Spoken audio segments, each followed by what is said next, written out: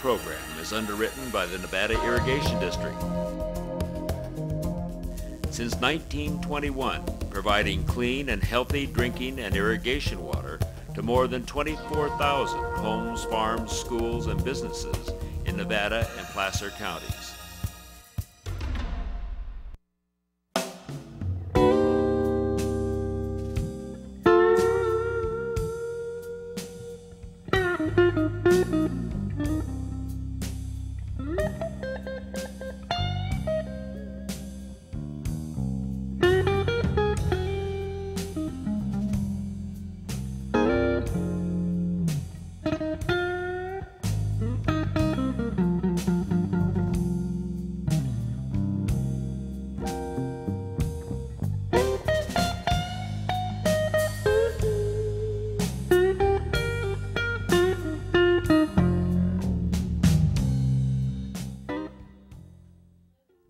Hi, I'm your host, Lew Sitzer. This is NCTV Interviews, and today we have two of illustrious members of the group Gardyloo, and this is Ludi Hinrichs over here, old friend, a piano teacher of our son who's been around in the community quite a while. Welcome, Ludi. Yeah, and Menlo Macfarlane, who will be providing vocal accompaniment, stories, and who knows what else. Yeah. So tell us a little bit about this group, Gardyloo. Well, the word Gardyloo came about when we were thinking about, well, what are we going to call this group of four like-minded in many ways, but unlike-minded in other ways. Unique individuals. Yeah, characters. Some of us are off the wall, some of us are on the wall, some of us are behind the wall. Yeah. You know, Right. So, the wall's always there. Yeah. So I started looking through the dictionary one night and came up with a couple of interesting names. If you get the big Webster's Collegiate Dictionary, it's fascinating, all the words that are in there we don't use. And there's this one word that just kind of popped right up, is Gardyloo. And Gardyloo is, of course, went from France into Scotland in the industrial age and became Gardyloo. And Gardyloo is what the chambermaid or whoever happened to be emptying out the pots in the morning. The bedpans and whatnot. Bedpans. Yeah. Chamber pots. The chamber pots. That's the word that you would hear to get out of the way if you were walking on the streets in Glasgow. Has something to do with the loo. Yes. Exactly, yeah. That's right. Well, and as is the case with architecture at that time in history, quite often the livestock were in the street level. As in many of the southern Europe, they'd live with a family, and the heat of the livestock would heat the upstairs. So they were throwing the bedpans off the second floor, the water and stuff. Throwing them off. Yeah. Okay. So this is open the window. Pungent. Yeah, yeah. Oh yeah, very pungent. In fact, not unlike a garbage strike in Little Italy in New York City in the right, 80s. Exactly. Well, you know, one of the things that's interesting is that Glasgow was called by the natives up until 1950 Old Reekie for a reason. An industrial town, you know, lower class folks, and it was very much of a working town. So anyway, the idea with Gardyloo is not that we're going to dump something necessarily not very unpleasant on somebody, but it's the element of surprise. And that's what we all have in common with this group. We like to either improvise something at the moment, or in the case of this show that we're going to do, we have scripted events here, but still with an element of surprise to it. And why don't you finish that out? Yeah, well, I would say that you bring up a very good point. You know, Ludi's a jazz musician, of course, and composer, and I've had some experience in that community earlier on, and one of the things I was taught is that, like say for instance in Coltrane's piece, Love Supreme, there'll be a head to the piece, you know, ba-bum, bum-bum, bum-bum, bum-bum, and he'll return to that from time to time, and then he'll move into an improv, you could say, depending whether he's playing with McCoy Tyner or somebody else. There might be a keyboard solo or whatnot. And the structure of that kind of arrangement reminds me a little bit about Gardyloo, except for the fact that the pieces are set. You know, You'll see 4 or 5 movies. You'll see 3 or 4 original compositions played live by Ludi and Randy McKean. Mikhail Graham and myself will take part in some of that. There'll be some experimental theater. There's a King of Jazz piece that's partially improvised, partially script. But what's exciting about the evening is that the energy, the actual energy in the evening is what is improv. You know, like these are 4 gentlemen that have been working in our county for nigh under 30 years. And we've waited a long time for an opportunity to collaborate together. And so our collaboration is even a little different. We bring our own material to the event, and we collaborate with the tonal quality, the energy, and the larger version of the evening. So for any, yeah. So what that means to an audience member is that they're going to come and they're going to experience pieces that have been worked on diligently and set to a great degree and refined in a Peter Gabriel sense. But the overall feeling of the evening will contain a raw, somewhat primitive, somewhat elegant spirit in terms of energy. So it's great. It's like knocking on somebody's door on Halloween and not knowing who's going to come to the door. And by the way, we're talking about an event at the Off-Center Stage, Center for the Arts, August 15th and 16th at 8 p.m., 2 evenings. So and then the 17th, Sunday matinee at 4 p.m. Oh, okay. We didn't know about that. Yeah, that's the third. Yeah. Three days. So the location is, yes, the Center for the Arts, the larger complex. The performance takes place in the back of the Center for the Arts in the off-stage, off-center stage. Yeah. Right. So that's where people can find it. Yeah. Good. So a little bit about the pieces you're going to play, or are you going to do that as you play them? Well, it'd probably be a good idea to do that as we play them, and that's also going to depend on the time frame we have here. I thought we could do some excerpts today. Oh yeah, that'd be nice. And you know, just to give an idea of the spirit of it. Menlo, and I just want to kind of say a few things, even a little more defining about the show too. Yeah, please add do. To what you did. Yeah. See, here's what I like about this whole thing is that Menlo and Mikhail have been collaborating and doing these films, which give us a nudge in a social commentary sense with a most delightful, whacked-out sense of humor. So you get this kind of thing going here. And then Randy's pieces, Randy McCain, saxophone, clarinets, and novelist. Randy's piece, they offer the theatrical element. Randy loves putting theatrical events together, so you're going to have that element. And then my piece is on with the piano, didgeridoo, trombone, voice, are introspective in a certain way, because I'm really fascinated by this time that we live in right now and what it's doing to our psyches, and the challenges and the severity if we fall into a techno-zombie world, which could very easily just go, and we're all there. So this is a multimedia, multi-sensory experience with multi-surprises. Yes, and you know what my wife calls it? She says, "Oh, you guys are doing a variety show." Okay, like Karen can put things and bring it right down to, but it is variety in this using these talents, you know, that everybody has. Let me talk about Randy's pieces, because he is just an interesting person. He's not here, and Mikhail, of course, couldn't make it because Mikhail, they're both busy with other projects today, but Randy has this one piece that he's been working on, a novel. And the novel centers around a fictitious character named Lemuel Crook.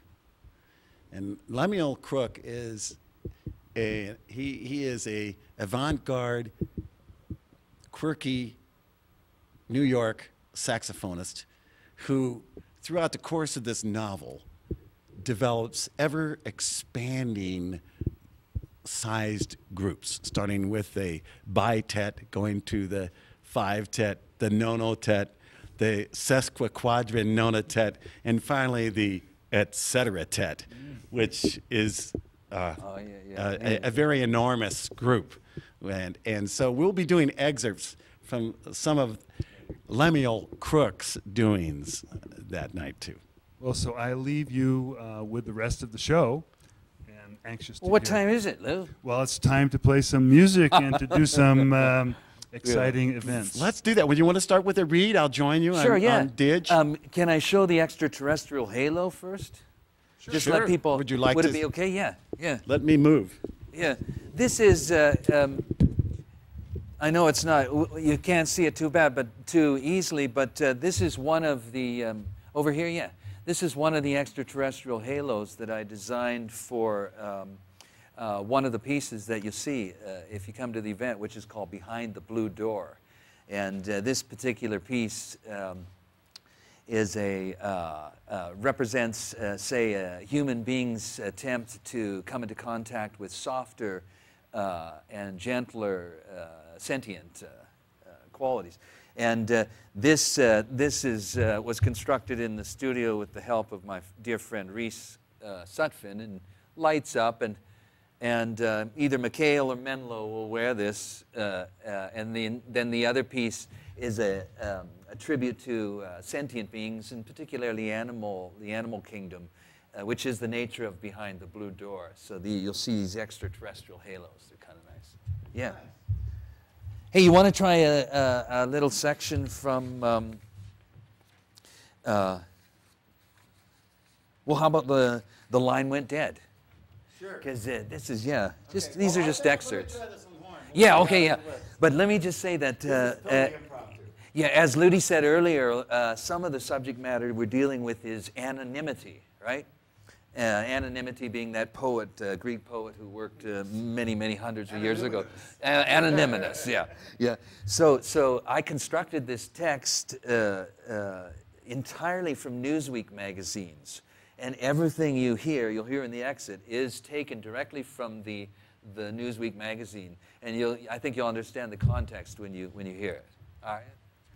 This particular vocal in the evening's presentation is accompanied by a film that Mikhail and I made called The Line Went Dead, which is actually, speaking of Gardyloo and Edinburgh and Glasgow, it's the train ride from Glasgow to Edinburgh. All right?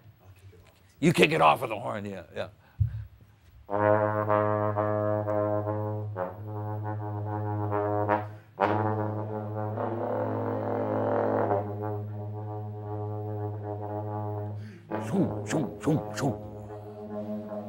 All right, well, speaking under the usual cloak of anonymity, an individual that requested his name not be used mentioned to us that something had happened between himself and another man who wants to remain unknown at this time.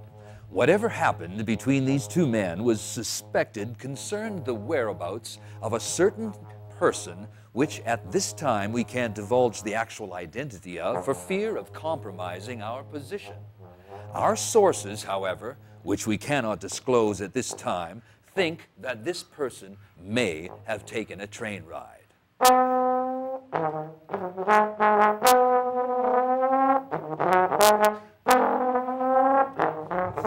All right.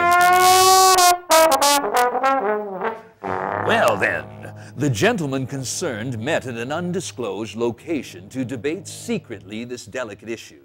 A third individual who was present at the private meeting did not want to be named also, but spoke anonymously about these sensitive questions. According to a fourth participant who wished to remain anonymous, these issues, which we can't speak of at this time, are paramount and of a highly sensitive matter, which need to be kept secret from everyone, yourself included. A department official who wished to remain anonymous discussing the private meeting reaffirmed all of this. A former somebody who is now a nobody has knowledge about the current thinking surrounding this sort of thing, but says that we must be discreet talking about this stuff. He said he spoke with two people on the phone in private about a potentially embarrassing personal history that will probably never be revealed for obvious reasons that can't be mentioned here. But reiterates that it's really a shame that all this has to come about. Then the line went dead. Yeah. So that's a bit of an excerpt from that. When you hear the line went dead, we go into a train tunnel and then reemerge. Right. Yeah, thanks, Ludi. All right, thank Yeah. you. Let's hear one of yours. Oh, well, I have queued up here a couple of things. I think it might be a good idea to do the blues from Ballback. This next one is called the Blues for Ballback. And for you folks that remember our excursion, or the excursion that happened into Lebanon a while back, and the war that ensued there, a couple of years ago. Well, it occurs to me that what people are really after is the truths of old and some of the secrets. Baalbek has one of the most unique artifacts on this planet, and it's a giant 2,000-ton quarried stone.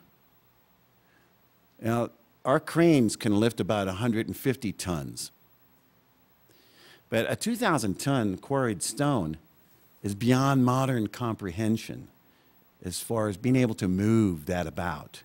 So the temple to Jupiter that the Romans built is built on this stone and 3 others that are 600 tons each. And it says to me something that there was something going on with our past that our history books kind of left out. And this Blues for Baalbek has a bit of that questioning in it.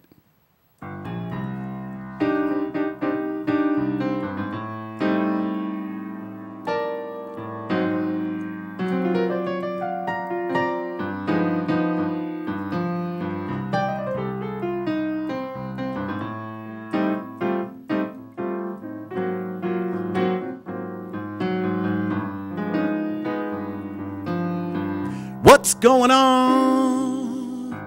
Time revisited. What on earth's going on? Desecrated, denigrated, decimated. Race to Armageddon.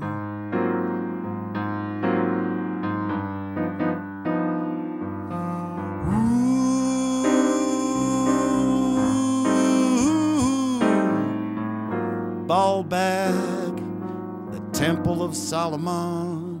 What's going on?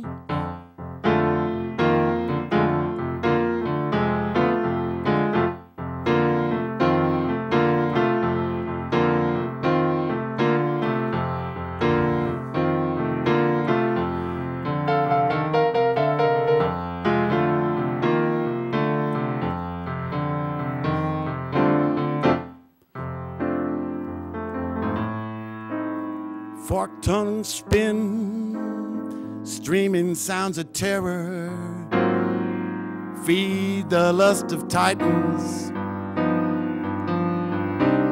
spin us a new world order. Will giants own the vortex?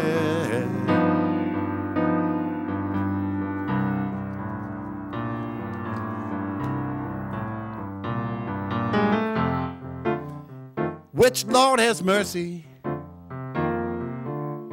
My Lord, your Lord, your Lord, my Lord, your Lord, your Lord, my Lord.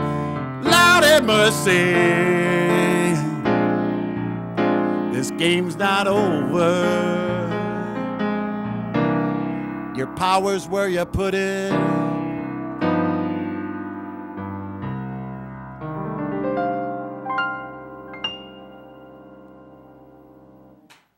Yeah, nice. Thank you. Yeah. Thank you. Well, we want to use a microphone here. That's right. That's a fragment of one of the tunes that we'll be doing that night here at the Gardyloo event here. And just for you folks that just tuned in, this is Menlo, and my name's Ludi Hinrichs, and we'll be joined by Mikhail Graham and Randy McCain. You know, I was thinking, Ludi, that we might mention that this is a multimedia event. I mean, that's Right. though it's set in a proscenium stage environment, if you come to the evening, what you'll experience are live, there'll be live music, there'll be films, short films, 5 to 8 minutes, and there'll be some improv, and there'll be spoken word, so multimedia. Yeah. You know, that little... multimedia. Well, you know that off... multi. And soon brought to you at the multiplex. Multi-complex. Yeah, multi-complexes. If you could find your way into this theater, you can sit down for free. It's the multi-complex. Yeah, if you can find your way there, that's a good point, because you have to go back to Richardson Street, 133 Yeah. Richardson Street. Just a bit. Yeah, we're looking at Gardyloo is the event at the off-center stage behind the Center for the Arts, and once again that's going to happen August 15th and 16th, Friday, Saturday at 8 o'clock, and then Sunday, the 17th at 4 p.m. for a matinee. There's something else, too, that we didn't do, and we might want to do to give people an idea, is to hear a little didgeridoo, and maybe there's another part of the script that, of either this or another piece that you'd like to do. And, well, again, we'll go ahead and just improvise this here. I'll start out. Why don't I start out with a little didgeridoo and give us an idea.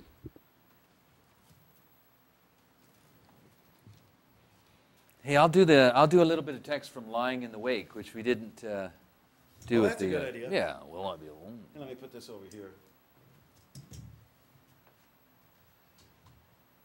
So I'll get started for a couple minutes and come in. Mm-hmm.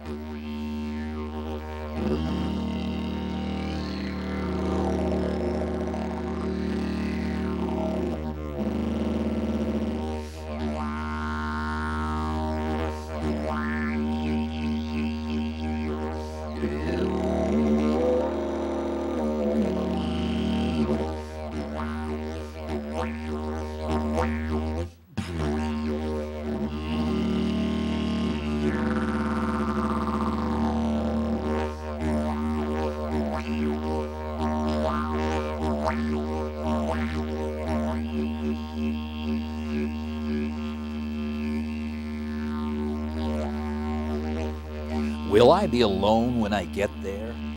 Will I have friends? The smell of chlorine on my skin? Where's my physical body? I know it's out there somewhere. There must be some kind of form for these memories. There's my body. There it is above me, floating to the surface on Canal Street. Hey, should I enter it now? It's not that far away. Well, what happened here? I was on the run with this lady's purse when I what is needed here? What direction should I take? How do I know where to go now that there is no one to tell me where to go? Where are the cops? Getting good directions out of here, well, it must depend upon having some other place to go. But I don't know where else to go. They're gonna find my body soon. And if I'm not in it, then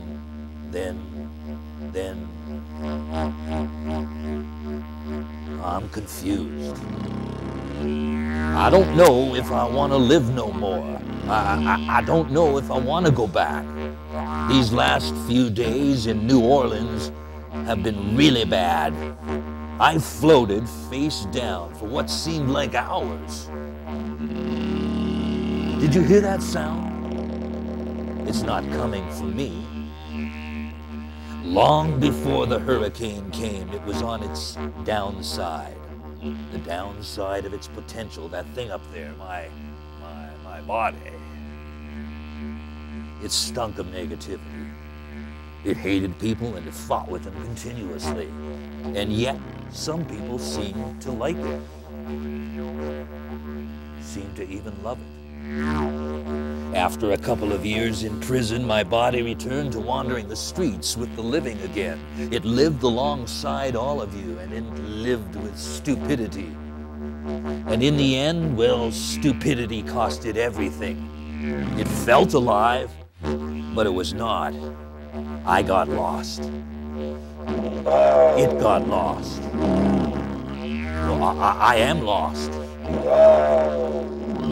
I'm not a survivor. It's me, and I'm it, you know, that waterlogged, chubby, flesh-like floating thing up there on Canal Street. It's my home. It's all I've got. Or is it? New Orleans has been such hell for some of us. I'm confused. I don't know if I want to live no more. I don't know if I want to go back. Did you hear that sound? It's not coming from me.